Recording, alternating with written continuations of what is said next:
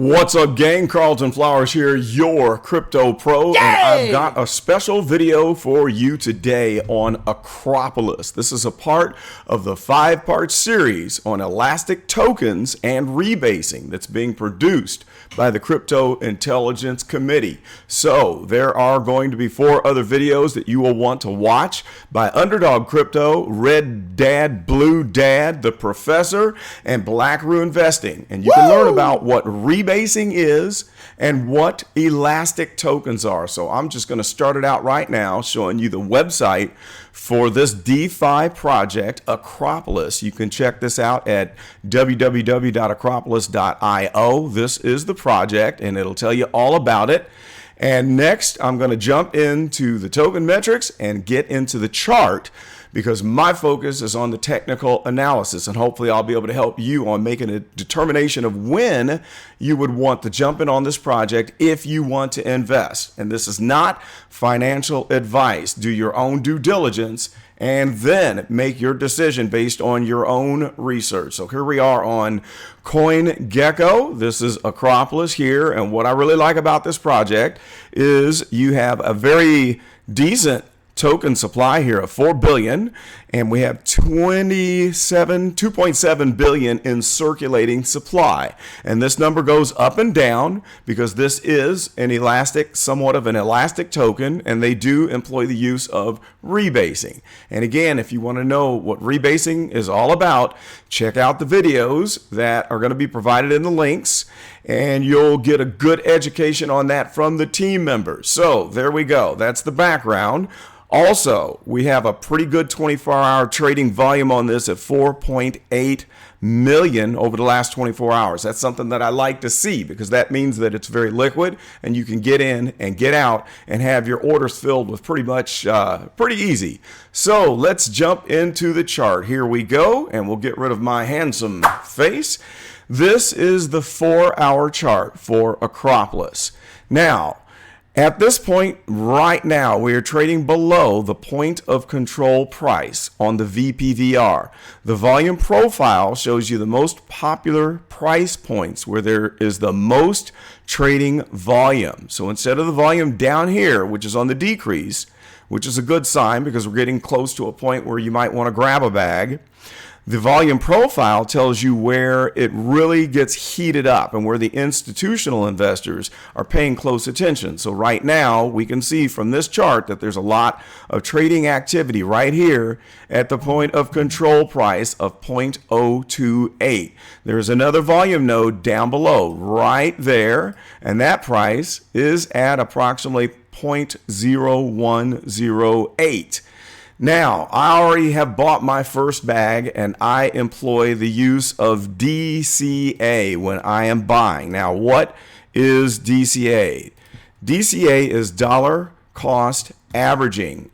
And what you do with this method is you start buying at a particular point, and as that token goes down in price, you continue to buy in small amounts. So instead of aping in all at once, you're going to be buying bit by bit so that your overall average price goes down. And then once that coin starts to move up, let's say if we go all the way down to 1 cent and it starts to move up, you're going to have the best possible overall average price so that you can profit once you're ready to employ the use of your exit strategy. And that just means knowing beforehand where you want to sell and take profits.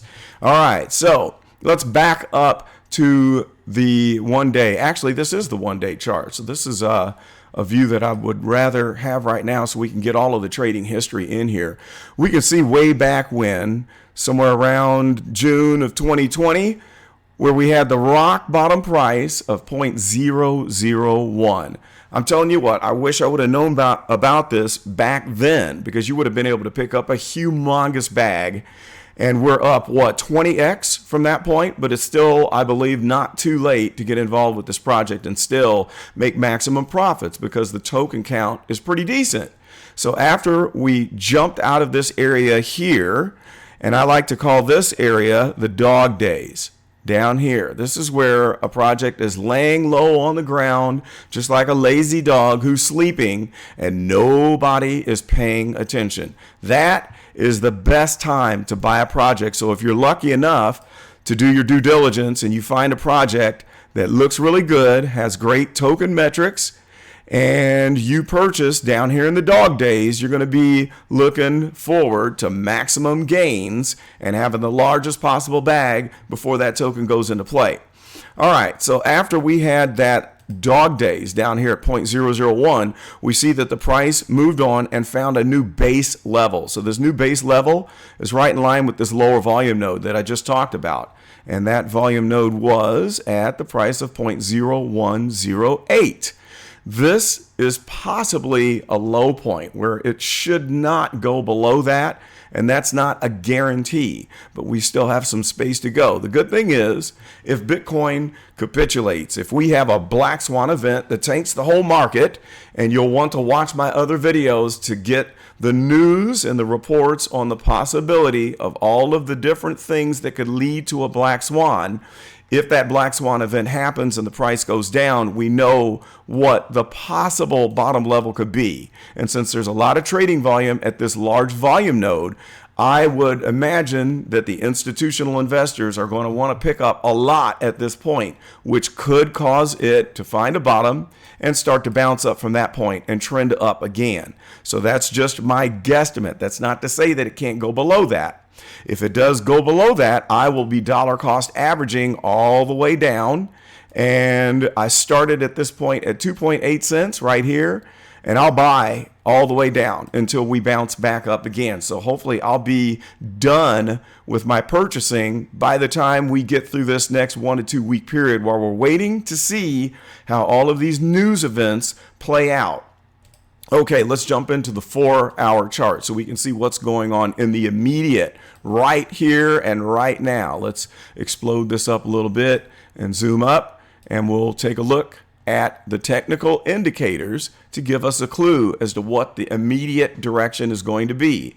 First of all, right off the bat, you're going to see the stochastic here is still on a slide. We're about to dip down into the oversold zone. If this continues, which it should because we're at a very steep trajectory going downward, we could end up down here and then round off and maybe start another cycle up.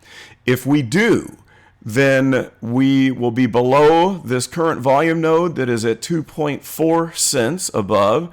And I tell you what, let's scrunch this down a little bit so we can get that lower volume node in and see if there's any price history there. It doesn't show up too big on this chart, but there's a lower volume node at 1.5 cents. And then here's a node at 1.7. And then we got another big one at 2 cents. So right now, I would look for price to continue and then to dip down to one of these volume nodes.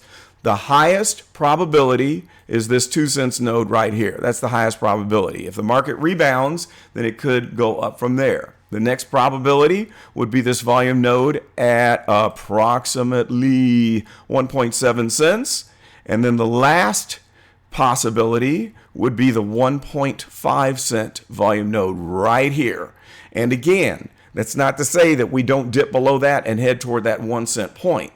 But that's where you need to have your DCA strategy and decide how you're going to buy as it moves down. So I am going to wait until we get to this volume node at approximately 1.5 and see if I can get my second bag and then go from there. Now, if we look downstairs here at the MACD, we have another set of oscillators that lags behind the stochastic oscillator. And we can see that on the MACD, we have an overall downtrend going on with these oscillators. So as it's moving down, we see that we just dipped below the zero line on the histogram, and we're printing bars right here in the negative. We also have a crossover of the fast line and the slow line on the MACD oscillators, where you see right here, the blue line has dipped below the red, which confirms a little bit further of downward movement. Now this could circle back up, and we'll see that happen once we hit a bottom point. And then after that point, hopefully we'll be printing bars in the positive on the histogram. So then we'll start to shoot up here and see bars print something like that.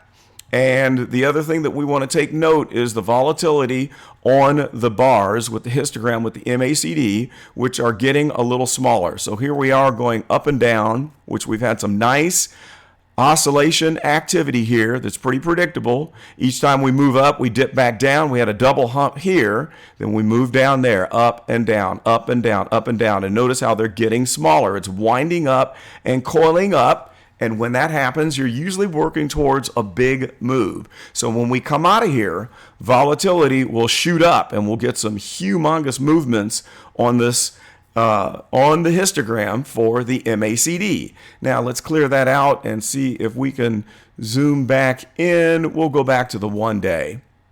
Let's scrunch this down just a little bit. And here we can see that 1 cent volume node. Now on the oscillators with the 1 day chart. And the 1 day chart just means that each candle that we print is 1 full day of trading activity.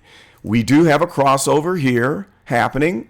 Let's make that red, as a matter of fact. Here we go. There's a crossover on the stochastic, and we are pointed downward. We're dipped down below this 20 line right here, which means we are in the oversold territory. We're in an oversold condition. So if we continue to dip down here, it might come back up and then start another up cycle. But right now, the overall movement with the oscillators on this stochastic for the 1 day is downward.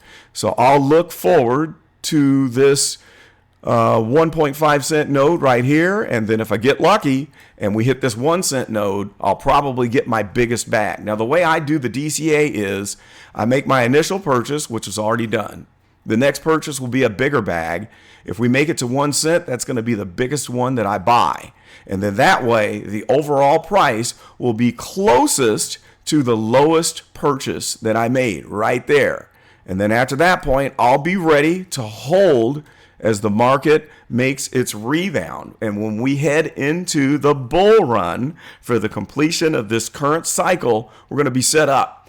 We'll be set up to win big time. I think that October could be an ugly month. We could see some low prices. And like I said, with all the news events going on, a lot of people are talking about the possibility of a black swan event.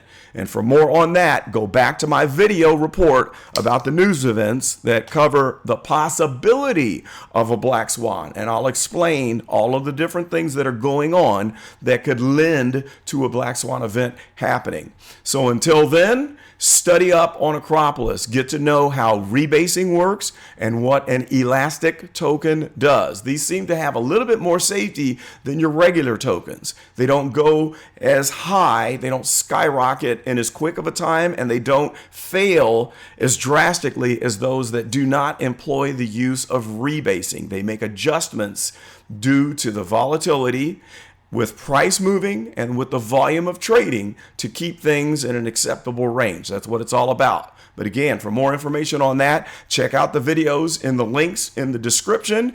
Learn it now. Get on top of it, and let's get ready to get our bag so we can ride this thing all the way to the top. Thanks for watching, and I will be back. And stay tuned for all 5 of us with the Crypto Intelligence Committee coming together so we can give you a full report and discussion on Akropolis. That's all I got for now. We'll see you next time. This is Carlton, and I am out.